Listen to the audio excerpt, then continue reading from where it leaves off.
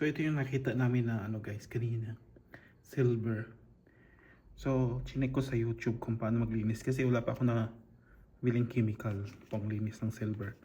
So tubig daw, tapos lagyan ng bitchin, tapos hayaang mababad ng buong araw o buong gabi. So lagyan natin ng bitchin. Tapos sibuyas, charot. Hayaan natin siyang mababad hanggang bukas. Ayan.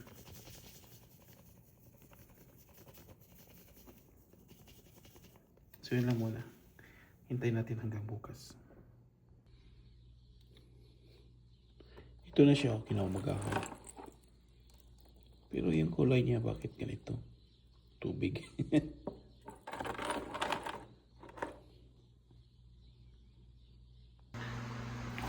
So ang sabi, after may babad sa bitchin ng isang gabi, i-brush daw ng ano, kasama yung sabon na panglaba.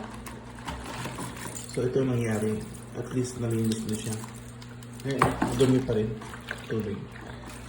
Kasi ang tagal-tagalan nito eh. Ilang taon na ito sa ano, dun sa flea market. So, gawin ko, i-brush ko siya.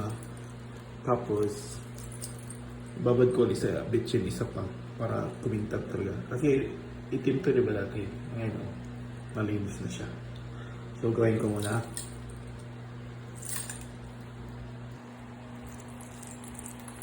Ito yung unang ano niya, linis.